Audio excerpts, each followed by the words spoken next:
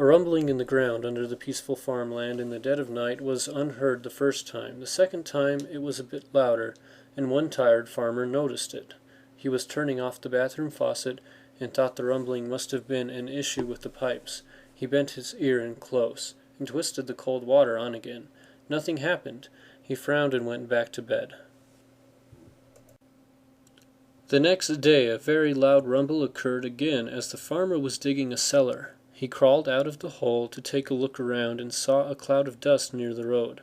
That would not have been strange except that the cloud of dust by the road would normally indicate the presence of a car.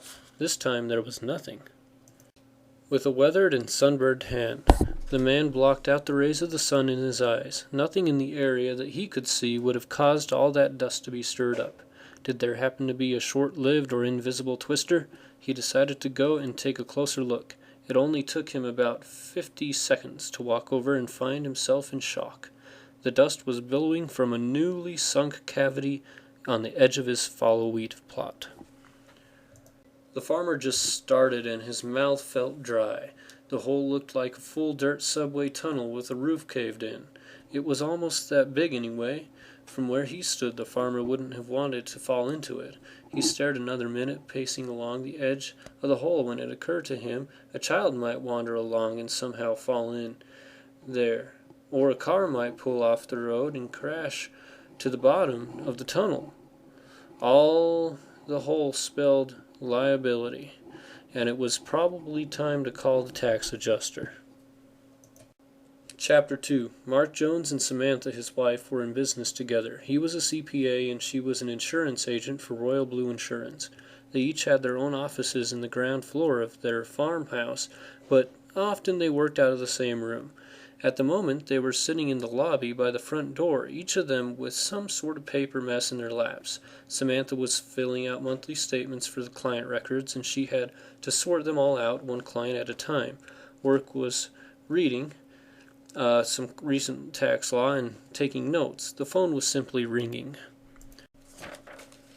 "Darling, are you going to answer that, my love?" Samantha asked without a smile or a frown. Mark wrote the rest of his sentence before responding. "I have to get this down on paper before I forget," he said. "I'll get it then," she said. In her head she thought of how likely it was she'd lose track of where she was in the sorting process if she set her papers down, but did so anyway. She walked to the phone and answered. "Jones's." "Hello, Samantha," the farmer said. "This is Jonathan Redbill.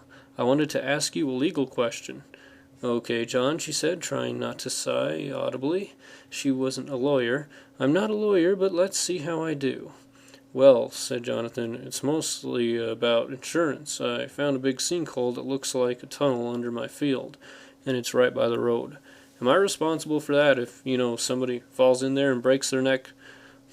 She tried to imagine what she could possibly tell him with any authority.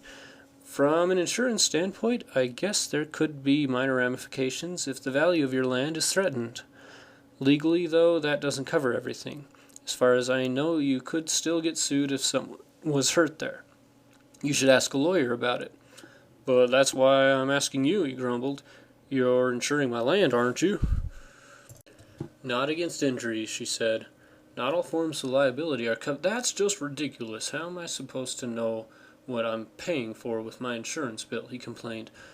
Samantha then paused. This conversation was too young to already go sour. "I'll come out and take a look," she said. "Don't worry. I'll explain everything Royal Blue does for you when I get there." "Well, you'd better," he said. "We're neighbors, after all." "I will. Are you home now?" she asked. "Yep. Just come on down the road. You'll see what I'm talking about." Chapter 3. On the way to the farm, Samantha heard a low rumble. She continued to drive and immediately wondered if this were an aftershock of whatever tectonic activity had caused the sinkhole. In the passenger seat was a 2-inch thick, soft-cover book about Royal Blue Insurance policies. Farmer Redbill waited for her on the side of the road, with his hands in his pockets, just staring down. He was kicking at the dirt, but Samantha couldn't see below his feet until she had almost arrived on the scene. She barely noticed the hole in time to pull over to a safe place, where she wouldn't fall in. In fact, she drove another 100 yards down the road to avoid sinking into an unexposed part of the hole. This was a big one. It could swallow the truck whole. She got out with her book and walked over to the farmer, who didn't look at her. She soon stood by his side, examining the damage. "This just came out of nowhere?" she asked. "Yep." Farmer Red Bill tried to speak, but was interrupted by another earth rumble, louder than ever. They both looked in the direction of Samantha Jones's truck, from whence the sound seemed to originate. "That better not be another," Samantha began to say, but she stopped when she saw her truck begin to move. After her pause, the truck fell halfway into the ground, and she finally said the word sinkhole. They were both speechless for a few seconds before the truck moved again. This time it did not just fall further into the ground, but it slid sideways back and forth with the sound of screeching metal. Dents were becoming visible all over its sides, which she gaped at. She suddenly saw it. Something was attached to the tailgate, clamped like an astonishingly strong hand around an empty soda can. "Get off my truck!" she yelled. She found herself running back to the place where she had parked. "Get off!" she yelled again, and she yelled a lot more. The farmer ran after her, but she was going fast. "Don't get too close to that," he screamed after her and picked up his legs. "You'll get killed, Mrs. Jones." He reached farther with each step, and wind rushed past his ears just before he caught up with her. It wasn't polite, but the farmer grabbed her around the waist.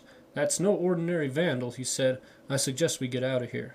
The truck finally disappeared beneath the surface of the dirt, and they ran away to the farmer's house.